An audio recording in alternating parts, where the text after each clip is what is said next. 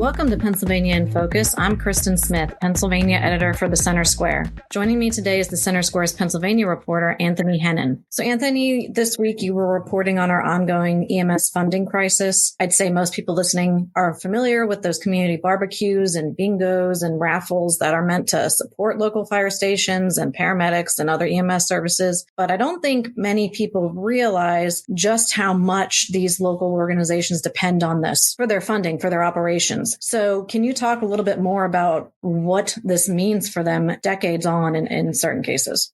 Yeah, so this has been a long-running problem, an issue of finding some sort of stable, reliable funding for the EMS system across Pennsylvania. Most of this is done local level, county level, but there's not necessarily as much of a larger statewide structure or anything like that. So, the House Democratic Policy Committee held a panel last week out in Delaware County, just outside Philadelphia, basically taking some testimony from, local EMS and fire departments, basically trying to get a sense of where their concerns are, where the problem is. I mean, I think it was kind of summed up here by Radnor Fire Company Executive Director Brian Zimmerman. Two things. He said, positive legislation in recent years has done little to move the needle on sustainable funding for EMS, and essentially sum this up as the cost of services and goods has changed drastically over the years and has reached a point where an agency can no longer barbecue their way to a new fire truck or ambulance. When we've looked in recent years at what the General Assembly has produced,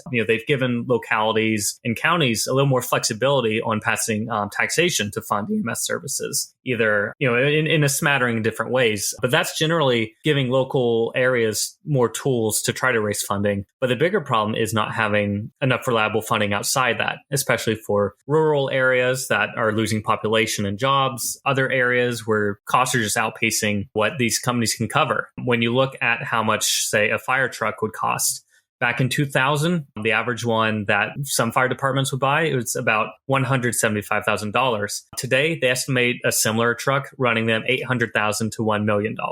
So it's not necessarily taking on more and more responsibilities or, trying to juggle even more things with fewer people necessarily. But a lot of it simply cost overruns.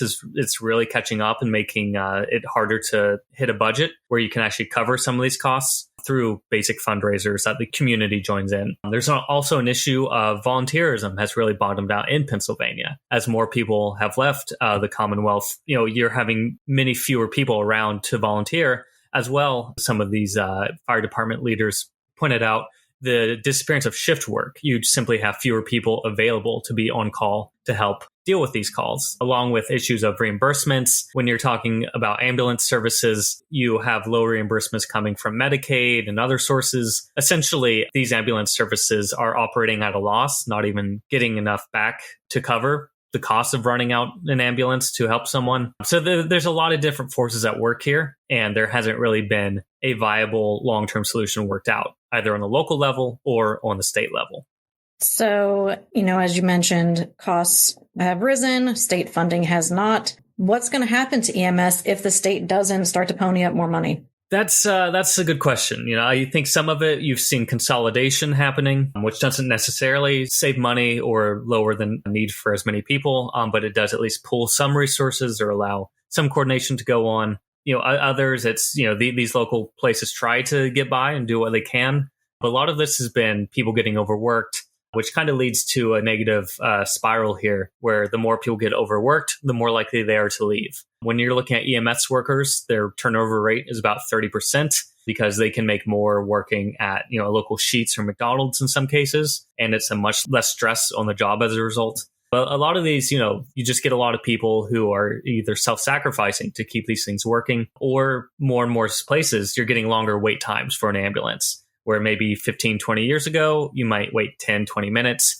Now it's looking more like 40, 50 minutes because it's a larger area that a smaller company is trying to cover. So, it's hard to say what the future is, but a lot of this, something's got to give eventually. Listeners can keep up with this story and more at thecentersquare.com. For Anthony Hennon, this is Kristen Smith. Please subscribe and thanks for listening.